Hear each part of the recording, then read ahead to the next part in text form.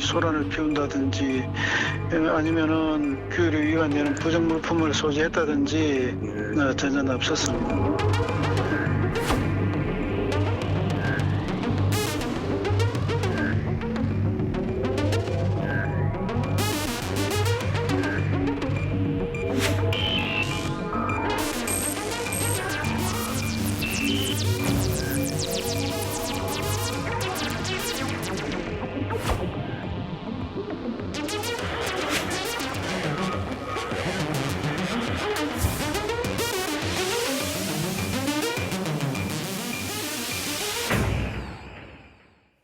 네, 우리나라 최악의 미제 사건이라고 불렸던 화성 연쇄살인 사건의 유력한 용의자 DNA 검사로 특정이 됐습니다. 처제 살인죄로 무기징역을 선고받고 이미 25년째 복역 중인 56살 이춘재 씨입니다. 당사자는 경찰 조사에서 혐의를 계속해서 부인하고 있습니다. 과연 그는 화성 연쇄살인 사건의 범인일까? 여전히 남아있는 궁금한 점들 양지열 변호사 그리고 프로파일러 배상훈 교수와 함께 다시 한번 자세히 짚어보겠습니다. 두 분 어서 오십시오. 네. 안녕하세요. 자, 배 교수님, 그젯밤에 첫 보도가 나왔고요. 어제 오전에 경찰이 뭐 좀 급하게 보였습니다. 브리핑을 했는데 범인을 잡았다가 아니고 유력 용의자를 특정했다 이렇게 표현을 합니다. 언론들도 지금 이제 그 표현을 쓸 수밖에 없습니다. 아직 확인할 게 남아 있다 이렇게 봐야 되는 거죠. 정확히는 이제 5번, 7번, 9번 피해자의 10개의 사건 중에 유전자 그 안에서 뭐 유류품에서 네. 범인으로 추정되는 유전자를 확인했는데 그 유전자가 이 이춘재 씨와 매치됐다. 그렇기 때문에 가장 강력한 용의자이고 근데 사실은 유전자라고 하는 것은 일종의 간접 증거입니다. 근데 물론 가장 강력한 간접 증거이기 때문에 이걸 가지고 보통의 수사 단계에서는 당사자와 이 범죄 재구성을 해보는 거죠. 직접 증거는 뭐 흉기라든지 시신이라든지 뭐 이런 건가요? 뭐 가장 자백이죠. 네. 가장 자백. 네. 그리고 그 다음에 이제 직접적으로 뭐 CCTV가 범행 현장에 있었다거나 이런 부분들인데 지금 상황은 접촉이 있었다. 가장 아주 위험한 접촉이 있었다에 대한 확실한 증거입니다. 근데 그 접촉이 살인이냐? 예예. 왜냐하면 하는 거랑은 다르다는 거죠. 그렇죠. 그 부분까지는 추가로 수사가 돼야 되는데 네. 그것을 물론 이 상태로 보면 이 정도의 증거가 나왔으면 수사상 실무상으로는 범인이라고 하지만은 우리 상식으로도 그렇습니다. 예 그런데 이제 문제는 본인을 수사하지 않은 상태에서 이걸 확정하는 것은 이건 할 수가 없기 때문에 지금 상황에서는 말로는 그냥 특정 혹은 확인 정도로 가는 겁니다. 유전자 대조가 끝나고 나서 이춘재를 부산교도소 가서 경찰이 한번 만났다 그러고요. 또 어제도 아마 만난 것 같은데 직접 조사를 한 것 같은데 계속해서 부인을 하고 있습니다. 네, 그렇습니다. 일단 뭐 세 가지, 그러니까 9건의 총 사건, 하나는 이제 모방 범죄였기는 9건의 그렇죠. 사건 중에서 네. 3개의 유전자 검사가 나왔고 그게 이제 이춘재를 지목하고 있지만 당사자는 부인하고 있어요. 부인하고 있다 보면 말씀하신 것처럼 그럴 가능성은 배제할 수가 없지만 실제로 그냥 만났다라고만 할 수도 있는 거거든요. 단적으로는 사실 이제 증거물의 성격상 그런 성격도 아닙니다. 그럼 경찰이 네, 가지고 있는 건 사건도 그렇고요. 예, 사실 그렇습니다만 어쨌든 법률적으로까지 그걸 확정하기는 아직은 좀 이르다라는 것도 있고 또 당사자가 이게 이 상황에서 자신이 한 범행이라는 게 드러나는 게 결코 유리하지 않다는 판단을 하게 될 경우에는 자백을 뭐 당연히 강제할 수도 없고 부인하는 게 어떻게 보면 그 사람 입장에서는 당연한 상황인 거죠. 지금 이춘재 씨가 혐의를 부인할 수 있을 만한 근거가 있을까요? DNA 작업, 이게 우리가 아까 말씀하셨지만 실무진도 그렇고 수사 실무도 그렇고 우리의 상식으로도 그렇고 DNA 나오면 다 나온 거 아니냐라고 생각할 수밖에 없는 거 아닌가요? 근데 근거는 없죠. 본인은 거기에 대한 대답할 의무도 없는 겁니다. 왜냐하면 지금은 강제 수사를 자기가 받아야 될 의무가 없는 거니까 상황. 기소도 못하는 그렇죠. 사건이니까. 상황이니까. 만나겠다. 그러니까 첫 번째 조사는 프로파일러 3명이 갔습니다. 그저께. 그리고 어제는 형사들이 갔나 봅니다. 그러니까 경찰청에서 프로파일러를 보낸 것은 지금 이 상황은 이제 자백이 중심이다. 이기 때문에 프로파일러를 먼저 보내서 이 사람의 심리적 상황을 먼저 보고 거기에 따라서 이제 방향을 정하겠다는 어떤 전략 하에서 먼저 보낸 부분이거든요. 근데 아마 그때는 일종의 심리적 대치 상태에 있었나 봅니다. 그건 뭐냐면 그래 얘기해봐. 내가 알아서 할게라는 형태의 심리적 대치 상태였었나 봅니다. 그러니까 이춘재 씨가. 예, 긍정도 부정도 안 하는 상태에서 듣기만 했다. 이 정도 선에서 조금 이제 확인 정도를 안 하는 선이었다고 하면은 네. 분명히 이 상황에 대해서 인지가 다 됐을 가능성이 높고요. 그러니까 DNA 결과 자체에 대해서 부정한다, 부정하지 않는다는 그 사람한테 의미가 없습니다. 왜냐하면 본인은 조사를 거부할 수도 있는 상황이기 때문에 지금 상황에서는 그 자체가 중요한 것이 아니라는 거지, 이 사람한테는. 또 하나 혼란스러운 게 지금 여태 경찰 수사에서는 초기부터 범인의 혈액형은 B형이다 이렇게 얘기를 해서 알려져 왔거든요. 근데 이춘재의 혈액형은 O형이라는 거예요. 이건 어떻게 받아들여야 될까요? 근데 당시 9곳 모두에서 다 범인으로 추정된 사람이 B형이라는 혈액형이 나왔다는 건 아니고요.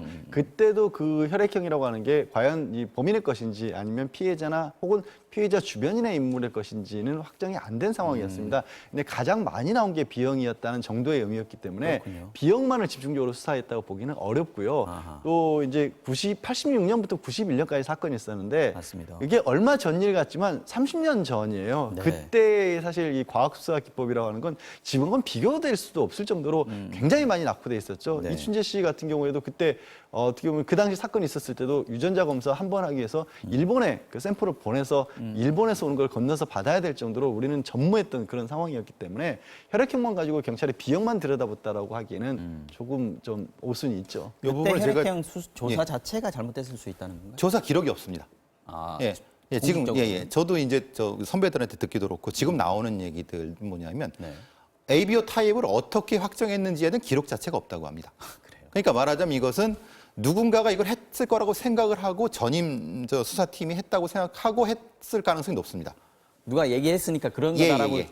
해버렸다는 예, 거죠. 그러니까 그러면은 사실은 어이가 없네. 과학적 증거라는 것은 어느 지점에서 어떤 기법을 가지고 어떻게 취득했다라는 걸 정확히 기록이 있어야 됩니다. 근데 지금 확인해 보니까 없다는 겁니다.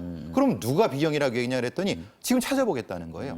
그래서 이제 민경경찰청장도 옛날 수사 기록을 다 뒤져보고 옛날 수사팀한테도 다 면담하겠다는 이유가 도대체 누구로부터 잘못됐느냐에 대한 부분인 거예요. 사실 저것 때문에 흔히 말하는 봉준호 감독도 B형이라고 알고 계시잖아요. 맞아요, 맞아요. 예, 예. 근데 사실은 O형이었던 거예요.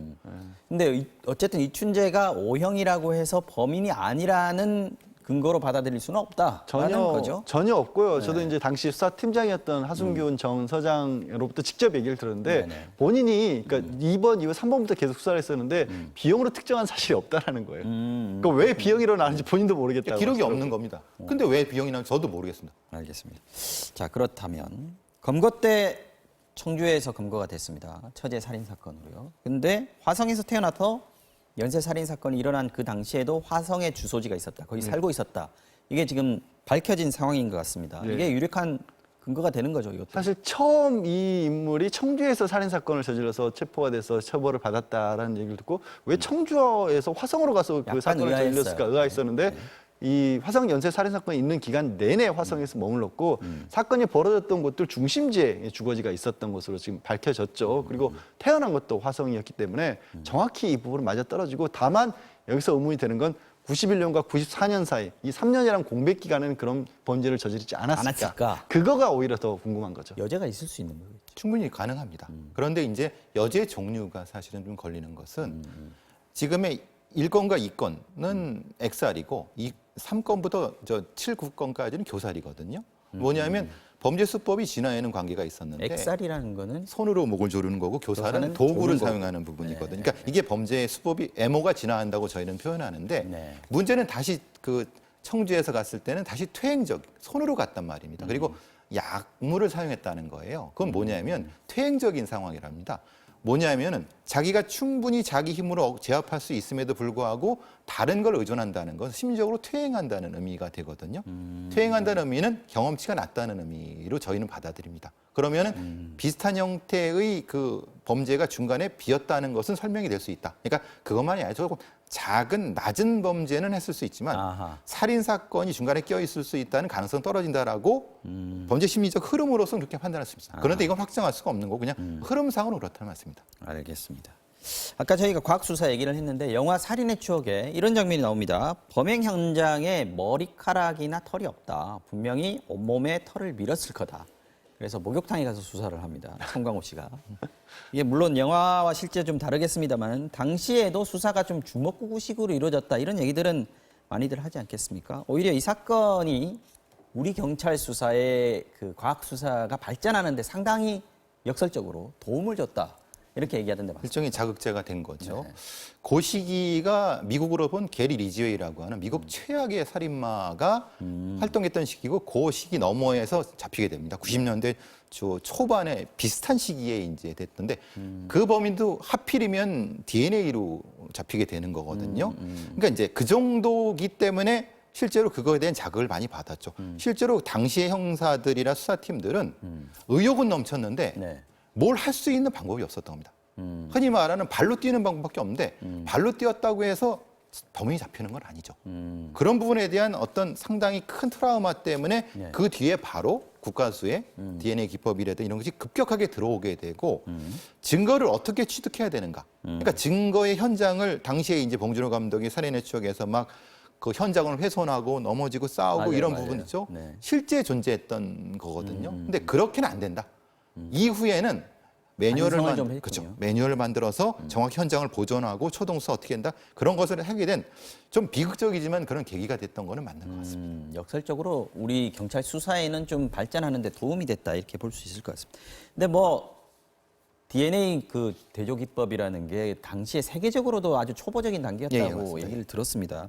이렇게 과학 수사 기법이 부족한 건 좀 어쩔 수 없다 하더라도 부실했다라는 지적도 좀 할 수 있을 것 같습니다. 지난번에 보면 특히 청주에서 범행 수법이 좀 비슷했고요. 그래서 충분히 의심을 할 수 있을 만한 상황이었는데 화성 연쇄 살인 사건과의 연계 수사 이거는 전혀 안 이루어졌더군요. 그러니까 수사팀이 달랐던 겁니다. 그러니까 미국에서도 연쇄살인이라고 하는 것을 설정하기가 싫어합니다. 왜냐하면 경찰로서. 예. A란 지역과 B란 지역이 같은 연쇄살인이라고 하면 누가 주도권을 가질 것인가에 대한 심각한 문제가 생깁니다. 예, 우리나라는 마찬가지입니다. 청주 서부경찰서나 화성경찰서 쪽에서 같은 사건이라고 하면 누가 주도권을 갖냐. 사실 그 부분이 이었다고 생각을 하거든요. 그러니까 서로 데려와라, 갖다 줘라. 네. 이러면서 하다가 당시에 이춘재에 대한 면담이 안 됐던 부분. 책임 공방 뭐 이런 예. 떠넘기기 이런 게 있었던 거죠. 분명히 수법상으로 그리고 매듭이라든가 여러 가지 면에서는 퇴행했다고 치지만은 분명히 담당 형사들이 봤을 때는 이건 분명히 같은 범인이라고 분명히 추정할 수 있었습니다. 근데 그것을 안 했다는 겁니다. 이것은 수사 기법의 문제가 아니라 이건 분명히 시스템에 큰 문제가 있는 겁니다. 이건 좀 지적을 할 예. 만합니다. 이번에 물론 과학 수사를 통해서 끈질기게 또 자료도 잘 보관하고 있다가 찾은 것은 칭찬해 줄 만한, 격려해 줄 만한 일입니다만 초동 수사 단계에서 또는 뭐 이게 초동 수사도 아니죠. 사실 10번의 사건이 있었으니까요. 그때 굉장히 심각하게 들여봤어야 하는데 이런 정도의 힌트를 놓쳤다는 부분 지적을 하고 넘어가야 될 것 같습니다. 자, 이춘재 무기수로 25년 수감돼 있었습니다. 근데 나오는 보도를 보면 1급 모범수였다 그래요. 아무 사고도 안 쳤다. 그렇습니다. 하는 건데 그러면 앞으로 이 사람이 감형이나 뭐 또 가석방 이런 걸 좀 생각하고 있었다라고도 생각할 수 있나요? 충분히 가능성이 있다라고 보입니다. 그리고 이제 보통 이제 수감지 인원들은 한 4급 정도로 분류해서 관리를 하는데 단 한 번도 문제를 일으키지 않았기 때문에 모범수로서 1급으로 생활을 했다라는 것이고요. 또 뭐 이제 그건 더 이제 배 교수님께서 더 잘 아시겠지만 범죄자들의 유행에 따라서 이 남성들과 섞여 있을 때 본인의 모습과 또 이 사람이 자기보다 약한 여성을 대하는 것은 완전히 다를 수가 있거든요. 그러니까 남자들만 섞여 있는 교도소 내에서는 문제를 일으키지 않았을 가능성이 실제로도 굉장히 높아요. 그러다 보니까 자연스럽게 그리고 더 나가서 가석방이나 감형, 무기징역형과 우리는 사형이 있지만 끊임없이 사형을 사실은 요구하는 게 사형이 집행이 되지 않더라도 사형을 선고하게 될 경우에는 이 가석방이 안 되기 때문에 그걸 요구를 아직도 하는 거거든요. 근데 무기징역은 가석방이 가능합니다. 그리고 무기징역은 20년 지나면 가석방 가능하다 이런 얘기 그게 있던데 법적으로 맞습니까? 20년이라고 정해놓은 건 아닙니다. 다만 보통 정할 때 이제 형기의 3분의 2 정도를 넘겼을 경우에 가석방이 가능하다는 식으로 얘기를 하는데 이제 우리가 유기징역성의 상한이 30년이다 보니까 그럼 20년이면 30년을 기준으로 했을 때 그렇다는 그렇죠. 거군요. 그러다 보니까 실제로는 지금부터 한 뭐 5, 6년 정도 지나서 30년 정도를 채우게 됐었을 경우에는 가석방 가능성이 법적으로 있었고요. 그래서 이제 이춘재 본인도 뭐 자신을 멸해온 어떤 사람에게 내가 출소하고 난 뒤에 주민등록상 주소지를 좀 빌려줄 수 있겠느냐. 이제 거주할 데가 없기 때문에 이런 걸 문의를 했을 정도라고 합니다. 그렇군요. 나갈 생각을 하고 있어요. 하고 있었던 거죠. 지금 이게 조금 설정을 해야 되는 게 네. 이런 사람이 되게 착해 보이죠. 근데 왜 착해 보이냐면은 여성들한테는 아주 폭력적인데 자기보다 힘센 남성들한테는 아주 순종적입니다. 네. 근데 교도소엔 남자밖에 없죠. 그리고 가장 서열이 낮습니다. 그러니까 순종적이기 때문에 교도관들이 보기에 착해 보이는 겁니다. 그러니까 당연히 등급이 올라갈 수밖에 없지만은 네. 실제로 성범죄자들 중에 교정시설에서 생활 잘못하는 사람이 거의 없습니다. 그렇군요. 잘합니다. 어, 그 역설입니다. 그러네요. 이게. 예. 그렇기 때문에 이것은 교정 단계에서 흔히 말하는 분리평가라든가 아니면 가석방 할 때 반드시 심리위원이 들어가서 이것을 정확히 집어내야 됩니다. 이것이 실제 가장스러운 형태의 역할이 극인지를. 예. 자, 마지막 질문을 드리겠습니다. 배 교수님한테 드릴게요. 경찰이 지금 57명으로 수사본부를 또 꾸리지 않았습니까? 이게 수사한다고 해서 공소시효가 지났기 때문에 뭐 검찰의 기소 의견으로 송치한다든지 이런 것도 다 불가능합니다. 재판도 할 수 없는 거고요. 그럼에도 불구하고 수사본부를 꾸렸다는 것은 할 일이 남아있다라는 거 아니겠습니까? 어떤 할 일이 남아있는 겁니까? 수사본부 중에 핵심은 진술분석관이라든가 기록검토관입니다. 네. 연쇄살인 사건을 연구한 사람들의 모습은 연쇄살인범들을 못 잡는 이유가 사건이 어려워서 그런 것이 아니라 아까 말한 시스템의 문제라는 겁니다. 분명히 그 기록 안에는 범인이 있었습니다. 그러면은 누군가가 그 부분에 실수를 하고 아니면 떠넘기기를 하고 무슨 문제가 있는지를 지금 우리가 반면교사해서 잡아내야지 향후에서 이런 수사가 발전할 수 있는 부분을 사실 생각하는 그렇죠. 부분. 첫 번째. 또 하나는 진술분석관을 통해서 당시에 나온 진술들을 종합하면서 재분석하면서 지금 이춘재의 약점을 찾아, 심리적 약점을 찾아서 자백을 유도할 수 있는 상황. 그래서 57명 중에 대다수가 진술분석관과 사건 검토관 그리고 옛날 수사관들이 합쳐진 이유가 그겁니다. 강력계 형사가 아니라. 그것에 이유가 있는 거고 그렇게 해야만이 우리나라의 연쇄살인의 수사 기법이 발전할 수 있고 지금 이 이춘재로부터 자백을 받아내는 것이 결국은 이 억울한 희생당한 분들의 원한을 풀어주는데 조금이나마 도움될 수 있는 거죠. 경찰이 지금 말을 할 수는 없지만 이춘자의 자백을 이끌어낼 뭔가를 가지고 있다 이런 얘기도 있던데. 그건 이제 그 면회온 사람한테 한 말이 있습니다. 그 말은 뭐냐면 배 교수님도 말씀 못 하시겠네요. 예, 지금 말을 하려고 했는데 예, 그거는 예. 알겠습니다. 자, 다음 이슈로 넘어가 보겠습니다.